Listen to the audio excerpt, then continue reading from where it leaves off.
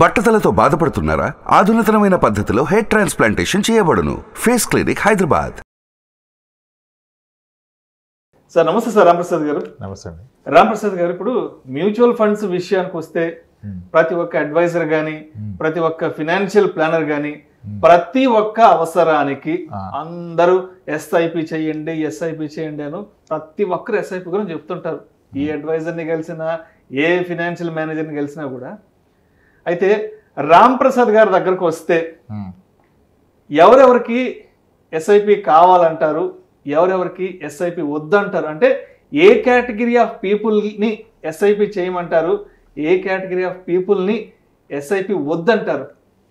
ఎందుకంటే అందరూ కావాలని చెప్తారు, బట్ రాంప్రసాద్ గారు వద్దని చెప్పడానికి ఎటువంటి కారణాలు ఉంటాయి? తప్పకుండా విష్ణు గారు.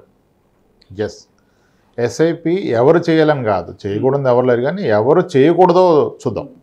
ఏ కండిషన్స్లో ఉంటే మీ ఫైనాన్షియల్ స్టేటస్ మీరు ఎస్ఐపి చేయకూడదు, ఇది చాలా ఇంపార్టెంట్. ఓకే, ముందుగా ఎవరికైతే health insurance and term insurance సరిపడలేదో వాళ్ళు ఎస్ఐపి చేయొద్దు. మీరు ఆల్రెడీ ఎస్ఐపి చేస్తున్నారా, హెల్త్ టర్మ్ లేదా, ఆపేయండి ఎస్ఐపి. ఆ డబ్బులు తీసి ఇమ్మీడియట్గా health insurance and term insurance తీసుకోండి. ఇప్పుడు ఇల్లు కడతానన్నాను అనుకోండి సార్, నేను 4 రోజులు కడదామని ఆలోచన ఉంది, నాకు పెద్ద ఆశ. అప్పుడు ఏం చేయాలి? నేను ముందుగానే పిల్లర్ స్ట్రాంగ్గా వేసుకోవాలి. ఈ పిల్లర్ స్ట్రాంగ్గా ఉంటే నేను పైన ఎన్ని వేసినా విస్టాండ్ అవుతుంది. తక్కువ ఖర్చులో పిల్లర్స్ వేసి పైన గట్టిగా కట్టుకుంటే గాలివాన వస్తే పడిపోతుంది. మన ఫైనాన్షియల్ ప్లానింగ్కి పిల్లర్సే ఈ health insurance and term insurance. వీటిని ఎంత స్ట్రాంగ్గా పెట్టుకోవాలి. 5 లక్షలు ఉంది కదా, ఓకే సరిపోద్ది అని అనుకోవద్దు. ఇప్పుడు 5 లక్షలకి ₹1 కోటి పాలసీకి తేడా ఉండదు. ఇది ఎంత బోరింగ్ అయినా చెప్పాల్సిందే, ఇన్సూరెన్స్ కాము. సో 2 పిల్లర్స్ స్ట్రాంగ్గా పెట్టుకోండి, హెల్త్ అండ్ టర్మ్ ఇన్సూరెన్స్. అవి ఉన్నప్పుడు ఇప్పుడు నేను నెలకి 30,000 ఎస్ఐపి పెడితే 15 నెలలకు 2 కోట్లు అవుతుందని చెప్తున్నాం కదా. 15,000 పెడితే 1 కోటి, 30 పెడితే 2 కోట్లు. వీడి 3 నెలలకు పోతే ఏమవుద్ది? 90,000 ఉంటుంది కదా. 5 ఏళ్ళు కట్టినాక ఇంట్లో ఎవరికైనా ఆరోగ్యపరమైన ఇబ్బంది వస్తే మొత్తం వెళ్ళిపోతుంది కదా. సో మీకు ఎడిక్వేట్గా ఇన్సూరెన్స్ లేకుండా ఎవ్వరూ ఇన్వెస్ట్మెంట్ చేయొద్దు, ఎస్ఐపి ముట్టుకోవద్దు. ఉన్న ఎస్ఐపి ఆపేయండి. ఆ డబ్బులు తీసేసి ఎక్కడో ఒక దగ్గర ఒక సరిగా పనికొచ్చే ఇన్సూరెన్స్లు తీసుకోండి. ఒక టర్మ్ ఇన్సూరెన్స్, హెల్త్ ఇన్సూరెన్స్, ఫ్యామిలీకి మంచి హెల్త్ ఇన్సూరెన్స్ సరిపడా, అది కూడా సరిపడా. మళ్ళీ ఏదో తీసుకున్నాను మామ అనిపించద్దు, సరిపడా తీసుకోండి. మీరు రీసెర్చ్ చేసి బెస్ట్ తీసుకోండి. అవదని హెల్ప్ తీసుకుంటే తీసుకోండి, కానీ ఖచ్చితంగా తీసుకోండి. నాకు హెల్త్ లేదు సార్, ఎస్ఐపి ఉందంటే ఎస్ఐపి ఆపేయండి ఇప్పుడు.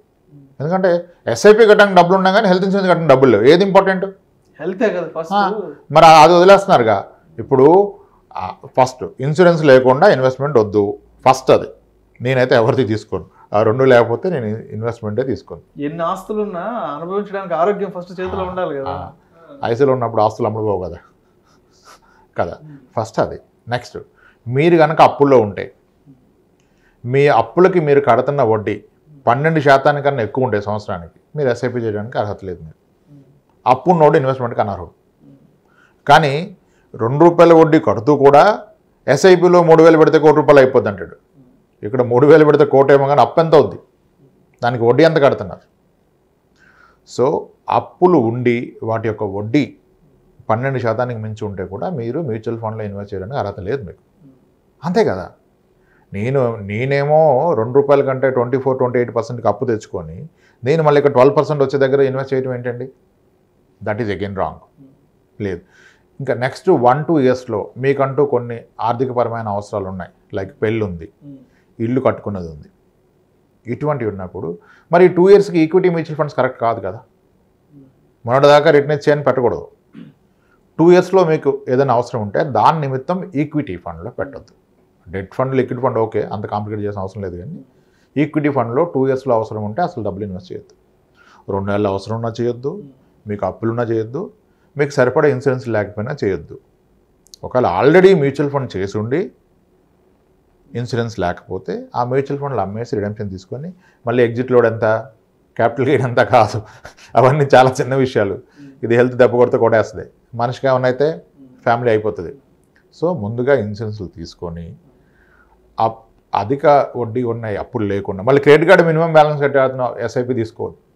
క్రెడిట్ కార్డు మినిమం బ్యాలెన్స్ కడుతున్నా అంటే ఏంటి, ఎంత వడ్డీ కడుతున్నాడు? 40-50% వడ్డీ కడుతున్నాడు. మళ్ళీ అక్కడ 40% వడ్డీ కడుతూ ఇక్కడ ఎస్ఐపి చేస్తానంటే తప్పు. బేసిక్ ఇవి. చాలామందికి అంటే ఎవరికైతే ఇప్పుడు నేను చెప్పిన కండిషన్స్లో ఉంటే ఐ టెల్ దెమ్ ఎస్ఐపి మీరు ఇప్పుడు పెట్టద్దు, మ్యూచువల్ ఫండ్స్ పెట్టద్దు, ఉపయోగం లేదు కదా, చాలా డేంజర్ అది. అంతే కదా సార్. ఇప్పుడు అంటే మన ఫ్యామిలీ ప్రొటెక్షన్కి కావాల్సిన జాగ్రత్తలు ఫస్ట్ తీసుకోవాలి. ఒక టర్మ్ ఇన్సూరెన్స్ మన ఫ్యామిలీకి సరిపడా, ఒక హెల్త్ ఇన్సూరెన్స్ తీసుకున్నాక రిమైనింగ్ ఇంకేదన్నా తీసుకుంటే అన్నీ బాగుంటే రేపటి రోజుల్లో ఆ ఫ్రూట్ఫుల్ రిజల్ట్స్ కూడా మనం అనుభవిస్తాం. ఇక్కడ తప్పేం చేస్తారు, ఇన్సూరెన్స్ అంటే అది రాంది కదా, అదొక బర్డెన్ కదా. మోస్ట్ మిస్ సెల్లింగ్ ప్రోడక్ట్ ఇన్సూరెన్సే నన్ను అడిగితే, life insurance. Most miss selling product అని ఉందంటే అది లైఫ్ ఇన్సూరెన్స్. ఓకే, ఆ ఇన్సూరెన్స్ అంటే ఫస్ట్ టర్మ్ అంటే నాకు రావంటాడు, నాకు రాని దానికి ఎందుకంటాడు, అందుకనే రిటర్న్ ఆ ప్రీమియం. ఓకే సార్, ఏదో ఒకటి తీసుకోండి, లేదా జీరో కాస్ట్ టర్మ్ చెప్పాను, ఏదో ఒకటి తీసుకోండి. అది మళ్ళీ సరిపడా తీసుకుంటాడా, లేదు నాకు ₹1,00,00,000 చాలు సార్ అంటాడు. ఎందుకు, నీ శాలరీ ఎంత సార్, 185 వస్తుంది టేక్ హోమ్, 1,85,000 1,90,000 టేక్ హోమ్ వస్తుంది. ఆస్తులు ఎంత ఉన్నాయి, ఏం లేవు, అప్పులు ఉన్నాయి ఒక 70 లక్షలు, ఆస్తులు అన్నీ కలిపితే 1 కోటి, ఈ రెండు మేనేజ్ చేస్తే అన్నిటి వరకు 30 లక్షలు. 10 ఏళ్ళ నుంచి జాబ్ చేస్తున్నాడు. ఏంటంటే ఒక ఇల్లు ఉంది, ఓనా అంటే కాదు లోన్ అది. ఓకే, దాన్ని ఫస్ట్ ఆస్తి ఎంత ఉందంటే ₹1,00,00,000 చెప్తాడు, మళ్ళీ లోన్ అవుట్ స్టాండింగ్ చేస్తే 30 మిగులుతుంది. అక్కడ ఉన్నది ఇది ఆస్తి. మరి ఈయన ఒక్కడే వర్కింగ్, వైఫ్ నాట్ వర్కింగ్, పిల్లలు చిన్నోళ్ళు, మరి ₹1,00,00,000 పాలసీ తీసుకున్నాడు. ₹1,00,00,000 ఏం చేసుకున్నాడు, అసలు 1,00,00,000 వస్తే ఏం చేస్తారు, దేనికి వస్తుంది అది, ఇద్దరు పిల్లలు భవిష్యత్తు చూడాలి కదా. నేనేం చెప్తానంటే, ఇప్పుడు మీ షర్టు సైజు 42 స్లిమ్ ఫిట్, మీరేమో తక్కువ రేట్లో వస్తుందని 36 సైజు కొని దసరాకి వేసుకుందని పెట్టుకున్నారు. దసరా పండుగ వస్తుంది, మరి షర్ట్ తీస్తే ఏమైంది, అంతే, చావు కూడా ఒక పండుగ, మరి అప్పుడు అది రావాలి కదా, అప్పుడు సరిపోదు కదా. సో అరే 6 నెలల వాడి పడేసి షర్టే నువ్వు సైజు ఫిట్టింగ్ చూసుకున్నప్పుడు మరి నీ ఇన్సూరెన్స్ కూడా సైజు ఫిట్టింగ్ చూసుకోవాలి కదా. ఒక 1 ఇంచ్ పెద్దది కొన్న ప్రాబ్లం లేదు, టైట్ ఉంటే కష్టం కదా. ఒక 6 నెలలకు సంవత్సరానికి కరెక్ట్గా సరిపోతుంది, లూజ్ ఉంటే టైట్ ఉంటే ఎంత కష్టం, ఎక్కదు కదా అసలు. సో ఇన్సూరెన్స్ కూడా అంతే, సరిపడా ఇన్సూరెన్స్ తీసుకున్న వ్యక్తే ఎస్ఐపి పెట్టడానికి, మ్యూచువల్ ఫండ్లో డబ్బులు పెట్టడానికి అర్హుడు, లేదంటే కాదు. బేసిక్ రూల్ ఇది వదిలేసి ఇన్సూరెన్స్ వద్దు సార్ నాకు ఇన్వెస్ట్మెంట్ చెప్పండి అంటారు. మంచి స్కీమ్ చెప్పండి సార్ అంటే, మంచి స్కీమ్ కాదు, ముందు అసలు బేసిక్ చూసుకోవాలి కదా. సో ముందు ఫ్యామిలీని సెక్యూర్ చేసుకుందాం అనుకున్న వాళ్ళు, అంతే, ఫ్యామిలీకి ఒక మంచి ప్రొటెక్షన్ ఇద్దాం అనుకున్న వాళ్ళు మాత్రమే ఇలాంటి ఎస్ఐపి వంటి ఇన్వెస్ట్మెంట్స్ వైపు వెళ్ళాలని చెప్తారు. ముందు ఫ్యామిలీ గురించి పట్టించుకోకుండా ఎస్ఐపీలను ఇంకో ఆలోచనలు చేయొద్దు అంటారు. అంటే ఎట్లా ఉంటుంది అంటే 2,000 పెడితే ₹1,00,00,000 అవుద్ది, 3,000 పెడితే ₹60,000 అవుద్ది, అవన్నీ మిస్లీడింగ్ కదా సార్. ఇప్పుడు ₹60,000 ఏం చేసుకుంటాడు, ₹60,000 విలువ ఉంటుందా, మంచాన్ని పడ్డాక 1,00,00,000 2,00,00,000 పనికి రావు కదా. అసలు వీడికి ఏం అవసరం అది చూసుకోవాలి కదా. 6 ఏళ్ళకి ఏం కావాలి, 8 ఏళ్ళకి ఏం కావాలి, కూతురికి ఏంటి, కొడుకు ఏంటి, నాకేంటి, నా తల్లిదండ్రులకి ఏంటి, ఇది వదిలేసి మా అబ్బాయి పుట్టినప్పటి నుంచి 3,000 వేస్తే వాడికి 60,000 వచ్చే లోపల చాలా అయిపోద్ది అంటే అవుతుంది, 100 అవుద్ది, 200 కోట్లు అవుద్ది, కానీ 60,000 వాడికి ఎందుకు ఇవ్వాలి, నువ్వు వాడు చదువుకి పెట్టాలి కదా. ఇది వదిలేసి సో కోట్లు వదిలేసేయండి, మన అవసరం ఏంటి, దానికి ఎంత కావాలి, దానికి ఎంత పెట్టాలి అది పెట్టాలి. మళ్ళీ ఎస్ఐపి కూడా రైట్ అమౌంట్ పెట్టాలి, పెట్టలేకుండా ఉంటే ఓకే అప్పుడు తక్కువ పెట్టండి, కానీ ఈ బేసిక్స్ ఇన్సూరెన్స్ లేకుండా ఎస్ఐపికి వెళ్ళొద్దు, విచ్ ఈజ్ వెరీ రాంగ్. అప్పు ఉన్నోళ్ళు ఇన్వెస్ట్మెంట్కి అనర్హులు, కానీ మన వాళ్ళు అప్పులు చేసి హోమ్ లోన్ మీద టాప్అప్ లోన్ తీసుకొని ప్లాట్లు కొంటారు, అప్పు చేసే ఇన్వెస్ట్మెంట్ చేస్తున్నారు. అది అప్పు చేసి ఇన్వెస్ట్మెంట్ చేయదు, అది ఏదైనా చేయదు, కానీ అది ఒక ట్రెండ్ అయిపోయింది. అసలు అప్పు ఎందుకు, రాని డబ్బులతో నెక్స్ట్ మంత్ వచ్చే డబ్బులతో ఇప్పుడు కొనేస్తున్నారు. 80% ఆఫ్ ద పీపుల్ అంట ఆడు మంత్ 20th కల్లా శాలరీ వాడే, నెక్స్ట్ మంత్ శాలరీ వాడేస్తే ఈ మంత్ శాలరీ అయిపోద్ది. 15 days లోపే శాలరీ అయిపోయే వాళ్ళు ఉన్నారు, 3 నెలల శాలరీ ముందే వాడుకునే వాళ్ళు ఉన్నారు, అయిపోతాయి. మరి అన్ని బజాజ్ ఈఎంఐలు అన్నీ ఏంటి, కన్జ్యూమర్ లోన్ ఈఎంఐలు 1,00,000 2 లక్షలు వచ్చే వాళ్ళు కూడా ఫస్ట్ 15 daysకి శాలరీ అయిపోతాయి. ఆల్మోస్ట్ 2 లక్షలు 3 లక్షలు వచ్చే వాళ్ళకి కూడా అప్పుడు క్రెడిట్ కార్డు మీద మినిమం బ్యాలెన్స్లు కట్టుకుంటూ మళ్ళీ ఆ కట్టేది నొప్పి తెలియదు.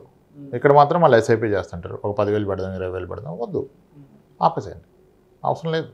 అప్పు ఉన్నప్పుడు ఇన్వెస్ట్మెంట్ పెట్టదు. Thank you so much Ramprasad గారు. సూటిగా సుత్తి లేకుండా క్రిస్టల్ క్లియర్గా కుండ బద్దలు కొట్టినట్లు ఎవరెవరు ఎస్ఐపి చేయడానికి అర్హులు, అదేవిధంగా ఎవరెవరికి ఎస్ఐపి అనేది అవసరం లేదు, ఒక ఎస్ఐపి చేసే ముందు తన ఫ్యామిలీకి తను ఎటువంటి ప్రొటెక్షన్ కల్పించాలి, ఎటువంటి సెక్యూరిటీ ఇవ్వాలి, సో అటువంటి వాళ్ళు మాత్రమే అర్హులు అవుతారు అనే అంశం గురించి ప్రేక్షకులకు మీ విశ్లేషణ ద్వారా చాలా క్రిస్టల్ క్లియర్గా చాలా డీటెయిల్గా తెలియజేశారు. Thank you so much Ramprasad గారు. థ్యాంక్స్ విష్ణు గారు.